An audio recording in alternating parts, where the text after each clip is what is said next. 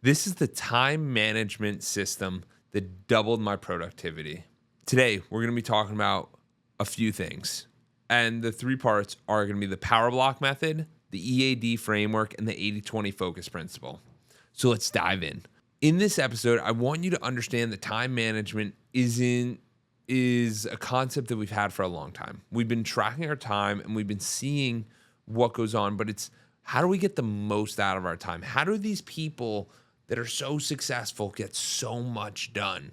There's a few different reasons. Part of this is all going to be self-worked, right? Like, so this is all self-focused. Obviously, you can get more leverage if you start hiring people and getting them to help you and stuff like that. And we're going to talk a little bit about that, but we're going to keep it pretty high level on like, what can you do to make a difference? So let's dive into the first one, which is the PowerBlock method. What does that even mean? So before we dive into that, I want you to realize that there's three types of work. There's admin work, creative work, and strategy work. So let's define those a little bit further. What's admin work? Admin work is maybe invoicing, payroll. It's all the operations. It's all the excess. It's all the extra stuff. What is creative work? Creative work is maybe shooting a podcast, shooting a video. Creative work is writing a book, maybe a blog post. So that's kind of your marketing, maybe sales. And then strategy is big picture. That's working on the business, not in the business. So what could you do strategy wise to really up your productivity? So the thing you want to remember about the PowerBlock method is with the three types of work, admin, creative, and strategy, is you want to figure out when you do each one best. So what I mean by that is, for me, admin work, when I do too much of it, it takes a lot of my energy. So when is it best for me to do admin work? That's usually in the later afternoon. So what I mean by that is I'll do it towards the end of the day, end of the night, that afternoon session. You don't want me doing admin work in the morning because then I just get tired and kind of brought down. Creative work, I'm really good with in the morning time to the middle of the day. So creative work, that's usually where I want to shoot it because then I get tired by the end of the day. And then that's also because of the way I operate. So I basically go to bed at like 9, 10 o'clock, and I'm usually up at like 5 or 6 o'clock. And then the last one is strategy. When do I utilize strategy?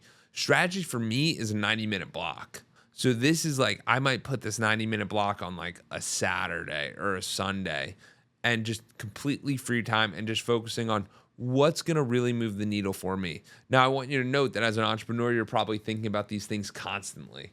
You're constantly thinking about your clients, how to better serve them, how to get more clients, how to implement some of these systems. What's the best way? You're constantly thinking about this thing, and then you start trying to take some action on it, of course. So we sit here and we have to start to realize, like, what is it that's really going to move the needle for us? So for us, for me especially, it's understanding our power blocks, and it's understanding where you want to do them and where you want to see them. So the first thing I would do if I were you, I would sit there and realize what even is each of the things you do each day. Mark them as admin, creative, or strategy, and start to sit there and see, where am I showing up? Where is this showing up? Am I going in the right direction with this? Is this really something that I'm trying to get done? Because the truth is, there might be some stuff that you're doing where it's like, I don't even know that it matches any of these three, which that's just not the case. It has to match one of the three. So you want to sit there, identify them, and identify if they give you energy or take your energy, and then figure out where you want to start applying them into your life. So like, for example, for this, I have a group that I do coaching for and I do training for. So the way I created that system is that Thursday morning I work on the PowerPoint, usually from 8 to 9 a.m. Then for this presentation on the YouTube and in the studio, I usually prep prior. So I'll do this like 9 to 10 a.m. And then I come in the studio at 11 a.m. so I can practice a little bit, I can get ready, I can get started, and I can take on the day. The second framework that you want to think about in the time management system that doubled my productivity is the EAD framework. So this one's massive. The three parts are eliminate, automate, and delegate. What does that mean? Let's start off with eliminate. Eliminate is realizing, like, is this worth it or is it not? am I going in the right direction or am I going in the wrong direction? And what I mean by that is you start to realize like how much stuff are you doing that's just pointless? Like what are you doing that's just not necessary at all? And it doesn't provide any value. So one of the things for me that I realized is I have some clients, and after each of my client calls, I ask them, hey, do you want me to email you the entire sheet and our notes and our video? Do you want me to email you all of that? Or do you want me to just text you your action steps? I realized that a lot of people like just the action steps. So I asked them to see what makes sense for them. Because if you're over providing on something that no one's going to see or realize, it doesn't always help you. It doesn't always move the needle in the right direction. So that's what I started to do, because I started to realize like, hey, I don't have to do this extra work because they don't even appreciate it. So it's realizing that what's the unnecessary stuff. 2, automation. What are you doing repetitive? So a good example of automation for me is with a lot of people. I was going through and I was actually writing down, I was scheduling a lot of meetings, and I was wasting a lot of time looking for how to schedule. So what I started to do was I got these Calendly or TidyCal. And what happened there was they can hop into my schedule and see when I'm available. So now this entire idea of going back and forth and scheduling all this time together doesn't have to be the case. What we can do could be a lot easier from that.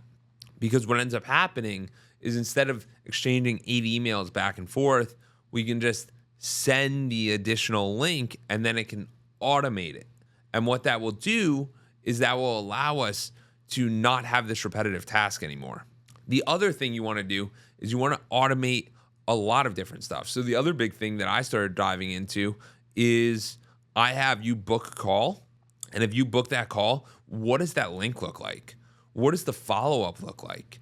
How do people get more captivated to want to work with you more? So you really want to automate this, but anything you automate, you have to be very prepared and really look into that and make sure that the system's working better than it was before.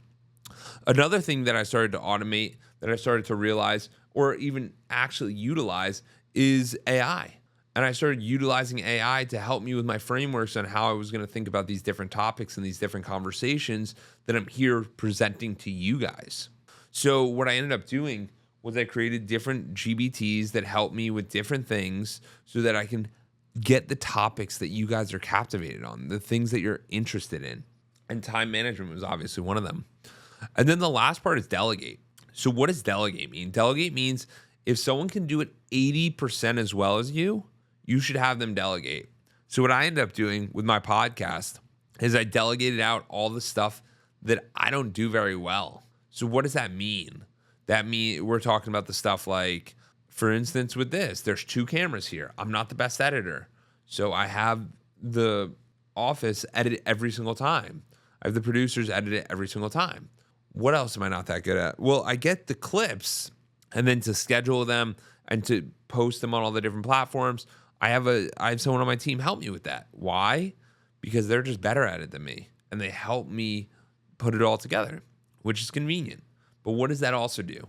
That allows me more time to think about the things that are moving the needle for me so that we can get closer to our goals that we want to accomplish, right? Because it's not always as easy as, hey, we're just going to do this and we're going to reach our goals. No, you have to try to remove things from your plate, delegate or automate things from your plate so that you can get more of your time back so you could be in your zone of genius, which is what we want to focus on. And then the last part is the 80-20 principle. What does that mean? That means that 80% of your results come from 20% of your people. Interesting. So that means in all the money you have or all the business you have, 20% of all the money comes from 80% of all the money comes from 20% of the people. Okay, let's go a little bit deeper. If you take that to another 80-20 principle squared, now you're at 96-4. That means 4% of your people are producing 96% of the results. So you should start to sit there and kind of really start to evaluate during your strategy sessions, of course, and start to think about, where did my money come from? Where did the best results come from? Where should I be diving in and giving more time to? And this can be a very challenging thing because as we sit there, we're constantly thinking about different ways of iterating, but you want to take inventory of this, the 80-20 principle, and really realize what is it that's going to move the needle for you? What is it that has moved the needle for you that you haven't become aware of? So that's why I want you to start pondering the 80-20 principle, asking yourself, where did your money come from? Where did your clients come from? How did your business grow? Where did you get these referrals from? Where's the origin of all this? And you have to figure out who your superstars are. You have to figure out who's on your team, and they might have an unofficial sales role, but they might get you more sales than anybody else. So you have to sit there and start to think to yourself, how am I going to make the most of this? How am I going to reach that next level? And how am I going to get there? And the way by doing it is realizing it's a reallocation of time. You want to be firing yourself from daily jobs all the time. You want to try to remove as many responsibilities as you can so that you can be focusing on that 80-20. Because in essence, you are the 80-20. You have clients that are the 80-20 for you that you get 80% of the results from, and it only takes 20% of the time. So you start to realize like what was a waste of time and what wasn't. For me, this happened where I was running another coaching group and I was realizing that I was really pushing a lot of it. I was bringing a lot of the energy. I was bringing a lot of the effort, and it was taking 80% of my time and was only getting 20% of the results. So that's not a good play. So what I ended up doing was I closed down that group, and then a few weeks later, I got the opportunity to start running another group for somebody and helping them in their business. And what ended up happening was I was now putting in 20% of my effort and getting 80% of my results. So my point is, you might be in the right place, you might be in the right time, but the thing that might be missing for you is that zone of, hey, am I doing this correctly? Could I get another perspective? Could I get another framework? Could I get a different way of looking at this so I can yield better results for myself and my people? And that's what you want to realize, because what's the point of the time management system that doubled my productivity if you don't start applying it to your life? And what's the point of it if you don't realize what you want to do with your extra time? So I want you guys to start to sit there and realize like, hey, this productivity is important, and doubling it's obviously awesome, and tripling it's even better. But how does it really happen? It happens with the PowerBlock method, the EAD framework, and the 80-20 focus principle. So I want you to start to think about that and become aware of where are you allocating your time, where are you not, and where should you be. And if you need help with any of this, please comment below or click my link in the show notes, and I'd love to connect with you. My email is jordan@edwards.consulting. No .com, no anything. It's at jordan@edwards.consulting. I look forward from hearing from you and connecting in the near future. Hope you have an amazing day and keep clocking in.